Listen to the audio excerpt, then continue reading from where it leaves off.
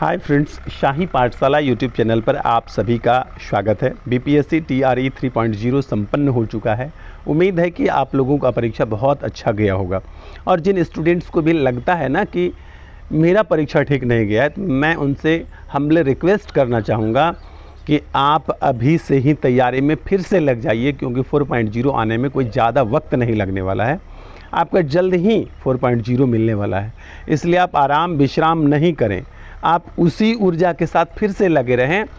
एक बार ना हुआ तो क्या हुआ, नेक्स्ट बार होगा। इस विश्वास के साथ आप उतनी ही ऊर्जा या उससे दुगुनी ऊर्जा के साथ फिर से लग जाइए। शाही पाठशाला आपके साथ है और भी बहुत सारे जरिया आपके साथ है। साधन सुविधा की कमी नहीं है तैयारी करने में। जो कुछ भी कमी आप में रह गई है, उस कमी को एक बार आकलन कीजिए और फिर से तैयारी कीजिए। और जिन लोगों का परीक्षा अच्छा गया है उनको अग्रिम बधाई। आइए इस वीडियो के माध्यम से हम लोग यहाँ पर क्लास 6 to 8 के लिए जो 19/7/2024 को परीक्षा संपन्न हुआ है, उसका मैथमेटिक्स का जो है वीडियो लेकर के मैं यहाँ पर उपस्थित हुआ हूँ। पहला प्रश्न यहाँ पर है, एक कमरा 8 मीटर लंबा, 6 मीटर चौड़ा और 10 मीटर ऊंचा है, तो ये कमरे होगा। कमरे में रखे जा सकने वाले सबसे लंबे खंभे की लंबाई क्या होगी। एक कमरा जो जनरली घनाभ के आकार का होता है, घनाभ इस प्रकार से हम लोग कॉपी वगैरह में बनाया करते हैं। ये घनाभ हुआ, ये घनाभ के आकार का होता है। और सबसे लंबे जो रखे जा सकने वाली जो लंबाई होती है वो इस कोने से शुरू होगा और इस कोने तक आएगा, ये ठीक है।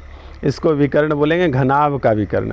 और घनाभ का विकर्ण बराबर जो सूत्र होता है, जैसे त्रिभुज का जो कर्ण होता है ना, ये रूट अंडर a² और प्लस b² होता है। तो ये होता है किसी त्रिभुज में, समकोण त्रिभुज में विकर्ण। लेकिन किसी घनाभ का यदि विकर्ण करना होगा तो लंबाई चौड़ाई के साथ इसमें क्या करते हैं, ऊंचाई का भी स्क्वायर करते हैं। तो ये जो होता है घनाभ का विकर्ण हो जाता है। देखिए लंबाई 8 मीटर, चौड़ाई 6 मीटर और 10 मीटर ऊंचाई दी हुई है। तो सबका स्क्वायर करके प्लस कर देंगे, रूट कर देंगे, आ जाएगा। देखिए यहाँ पर लिखा हुआ मैंने, एक कमरा जो घनाभ के आकार का होता है में रखे जा सकने वाले सबसे लंबे खंभे की लंबाई जो होता है रूट अंडर l² यानी लंबाई का स्क्वायर प्लस चौड़ाई का स्क्वायर प्लस ऊंचाई का स्क्वायर। यहाँ पर लंबाई 6 है, लंबाई 8 है, चौड़ाई 6 है और ऊंचाई 10 मीटर है। सबका स्क्वायर किए, सबको जोड़ दिए, 200 हुआ, रूट निकाले 10√2। यहाँ पर विकल्प बी जो है बिल्कुल सही उत्तर होगा। आइए चलते हैं क्वेश्चन नंबर दूसरा जो है 32 नंबर प्रश्न है। 0.03125 टू द पावर -2/5। यहाँ पर माइनस स्पष्ट नहीं लग रहा है, लेकिन -2/5 है पावर में। इसका मान कितना होगा। एक यहाँ पर मैं आपको एग्जाम्पल दे करके समझा रहा हूँ। जैसे 32 लिखा हुआ है, अब 32 पर पावर जो है लिख दूँ मैं 2/5। तो इसको आप इस प्रकार से लिखेंगे, 2 पर पावर 5 32 हो गया, और उसके बाद गुना में 2/5। तो ये 5 कैंसिल हो गया, 2 पर पावर 2, इसको 4 लिख सकते हैं आप, ठीक है। और यदि आप 5 पर पावर 5 करेंगे तो इसका रिजल्ट आता है 3125। तो 5 बार दशमलव आगे कर देंगे तो 4 ही डिजिट हुआ, तो 1 0 और रख करके 5 अंक पुराया गया। कहने का मेरा मतलब ये है कि 0.5 टू दी पावर 5 यदि आप करते हैं तो ये हो जाएगा आपका दशमलव में 03125। और इतना पर पावर फिर से रखा गया है -2/5, ठीक है। और माइनस पावर का मतलब ये होता है, तो यहाँ पर क्या करेंगे आप कि 0.5 और ये 5 कैंसिल हो जाएगा, पर पावर क्या हो जाएगा -2। अब माइनस पावर हटाने के लिए क्या करते हैं हम लोग, ये 0.5 का माइनस पावर 2 रह गया था, इसको करेंगे तो 1/0.5 पर पावर 2 हो गया।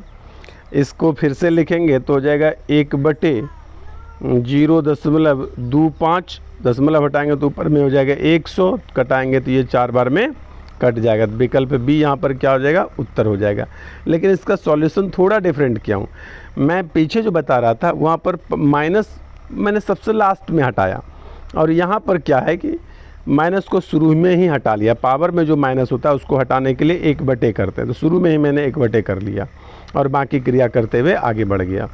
ठीक है, बाकी सेम जो मैंने पीछे बताया कि 3125 जो है और एक अंक के पहले दशमलव है, तो उसको क्या होता है 0.5 पर पावर 5 करेंगे तो 0.03125 तो ये आ जाएगा, उस पर पावर हो जाएगा 2/5, ये 5 कैंसिल हो गया, बचा 0.5 टू द पावर 2 और उसको करेंगे स्क्वायर तो हो जाएगा 0.25, दशमलव हटाएंगे तो ऊपर में हो जाएगा 100, कटाएंगे तो हो जाएगा 4। आइए चलते हैं प्रश्न संख्या 33 पर। ये जो प्रश्न है ये वाकई आपको विशेष रूप से समझने के लिए है। जिसको जानकारी हो उससे तो सभी प्रकार के प्रश्न बनते हैं, लेकिन जिनको थोड़ा लगता होगा कि मैथ हमको नहीं समझ में आता है तो उनके लिए ये प्रश्न समझने वाला हो जाता है। तो आइए समझ लेते हैं। सबसे पहले जैसे ही इस प्रकार का कुछ दिया हुआ मिले तो आप ये समझ लीजिए कि यहाँ पर दोनों साइड यानी बराबर के दोनों पक्ष एक समान बेस होना चाहिए। और बेस क्या होता है, जैसे a to the power n लिखा हुआ है तो a आपका बेस है और n आपका पावर है। तो यहाँ पर बेस क्या है कि 1/5 बेस है और 3x क्या है, पावर है। तो इसको भी आपको 1/5 के फॉर्म में लाना पड़ेगा। तो इसको कैसे लाएंगे, तो देखिए यहाँ लिखा हुआ है 0.0008 है, ठीक है, और यदि आप दशमलव को हटाएंगे तो यहाँ क्या हो जाएगा 1000 हो जाएगा। आप इसी चीज़ को लिख सकते हैं, मैं इस तरफ लिख रहा हूँ 2 पर पावर 3 8 हो गया और 10 पर पावर 3 मतलब क्या हो गया 1000, यानी 2/10 पर पावर, एक साथ ये लिखेंगे तो इस तरह से हो जाएगा 2/10 पर पावर 3। इसको अंदर में आप कटा लेंगे तो क्या हो जाएगा 1/5 पर पावर 3। तो यही मैं कह रहा था कि बेस आपको इक्वल लाना पड़ेगा, ठीक है। और जब बेस इक्वल दोनों तरफ हो गया तो पावर भी बराबर होता है। इधर सॉल्यूशन किया हुआ आ जाते हैं जल्दी समझने के लिए। ये प्रश्न ही है आपका, हमने यहीं से लिया और बाईं तरफ को जैसा था रहने दिया, और जो यहाँ पर लिखा हुआ है 0.008 उसको दशमलव हटाए तो बटे में 1000 हो गया। 8 का मतलब 2 पर q और 1000 का मतलब 10 पर पावर 3 यानी q, और इसको कटा लेंगे तो ये हो जाएगा 1/5 पर पावर 3। यहाँ हो गया 1/5 पर पावर 3x, यहाँ पर हो गया 1/5 पर पावर 3।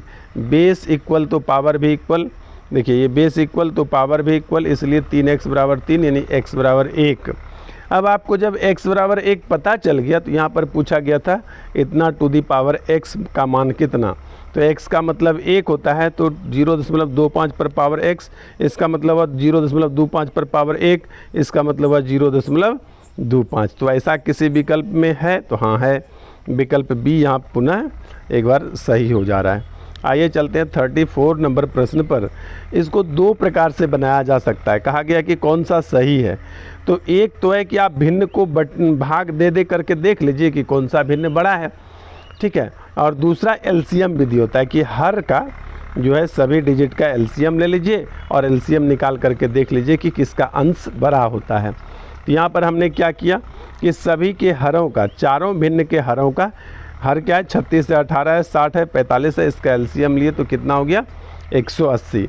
180 लिए तो पहला भिन्न यहाँ पर लेते हैं 31/36, 31/36 एलसीएम हुआ 180, यानी कि क्या किए 36 गुना 5 के, तो ऊपर में भी 31 गुना 5 कर दीजिए, ऊपर नीचे दोनों बराबर से गुना करते हैं तो बटे में हो गया 180, ऊपर में हो गया 155। ठीक इसी प्रकार से 18 भी 180 बन गया है, तो कैसे हुआ 10 गुना करके, तो ऊपर में भी 10 से गुना कर दीजिए तो ये हो गया 170/180। ठीक इसी प्रकार से ये भी हुआ और ये भी हुआ। तो अब देखिए सबके बटे में 180 है, यानी कि हर में 180 है। तो अब यदि हर में सभी डिजिट बराबर है, चारों पदों का पक्ष बराबर है, तो ऊपर में जो छोटा होगा वो छोटा हुआ और अंश ऊपर मतलब अंश में जो सबसे बड़ा है वो बड़ा होगा। तो इस प्रकार से हम पाते हैं कि विकल्प ए जो है 31/36, 17/18, 43/45, 59/60 ये क्रम जो है कि ये सही है। आइए चलते हैं अगला नंबर प्रश्न 35 पर। कितने वर्षों में 7500 रुपये 8% साधारण ब्याज पर 2 गुना हो जाएगा। देखिए ये प्रश्न आप लोग भी बना सकते हैं, क्योंकि प्रश्न भारी नहीं है, लेकिन मैं जिस प्रकार से आपको बताने वाला हूँ, मेरी विधि को आप समझ लेते हैं तो फिर इसमें आपको कलम छूने की ज़रूरत नहीं पड़ेगी। मैं यहाँ पर बताने का प्रयास कर रहा हूँ और आप समझने का प्रयास करना शुरू कीजिए। एक वर्ड यहाँ पर दिखाई दे रहा है, दोगुना। क्या हो रहा है? साधारण ब्याज पर 7500 रुपया की राशि 8% साधारण ब्याज पर क्या हो गया? 2 गुना हो गया। जब कभी भी धनराशि 2 गुना हो गया तो 2 गुना होने का मतलब है कि मूलधन जो है ना, ये साधारण ब्याज के बराबर हो गया। जितना पैसा लगाया था उस पैसे के बराबर ब्याज का भी पैसा हो गया। इसी बात को बोलते हैं 2 गुना होना। और मूलधन को हम लोग क्या होता है कि हमेशा प्रतिशत में 100% मानते हैं। ठीक है, मूलधन को हमेशा प्रतिशत में जब कभी भी मानने की बारी आती है तो 100% मानते हैं। अब एक नई बात मैं आपको बताने जा रहा हूँ। साधारण ब्याज तो ठीक है, लेकिन मैं यहाँ पर कह रहा हूँ प्रतिशत में साधारण ब्याज। क्या बोल रहा हूँ? प्रतिशत में सिंपल इंटरेस्ट, प्रतिशत में साधारण ब्याज बराबर एक सूत्र होता है, रेट इनटू टाइम। ठीक है, प्रतिशत में साधारण ब्याज बराबर रेट इनटू टाइम। चूँकि मूलधन के बराबर ब्याज हो गया था, इसलिए प्रतिशत में यदि मूलधन को 100% मानते हैं तो साधारण ब्याज को भी आप अब 100% मानिए, क्योंकि मूलधन के बराबर ब्याज हो गया है। दोनों मिलाकर के धनराशि 2 गुना हो गया है। तो प्रतिशत में साधारण ब्याज कितना हो गया है? 100%। अब यहाँ पर देखिए, आपको साधारण ब्याज का दर जो है दिया हुआ है। ये यदि 8% है तो आप 8% में किस संख्या से गुना करेंगे कि ये 100 हो जाएगा। क्योंकि हमारा प्रतिशत में साधारण ब्याज अब कितना हो गया है? 100%। चूँकि मूलधन को 100% मानते हैं तो साधारण ब्याज भी प्रतिशत में 100% हो गया है। तो 100 में से आप 8 से भाग भी दे करके देख सकते हैं, अथवा क्या करेंगे कि आप यह विचार कर लेंगे कि किस संख्या को 8 से गुना करें कि 100 पुर जाए। तो 12.5 गुना 8 करेंगे तो आपका 100 पुर जाएगा। तो यहाँ विकल्प सी जो है सही उत्तर हो जाएगा। आइए, इसको मैंने डिटेल में लिख कर आपको बता दिया है, बना दिया है।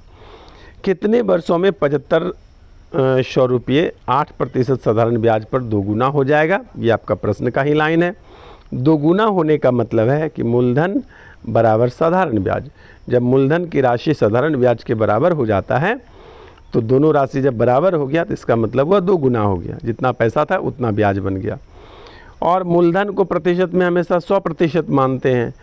और एक नया सूत्र यहाँ पर आपको दे रहा हूँ कि प्रतिशत में साधारण ब्याज यानी परसेंटेज एसआई जो होता है, रेट इनटू टाइम होता है, दर गुना समय होता है। प्रतिशत में एसआई हो गया 100%, चूँकि दोनों बराबर है।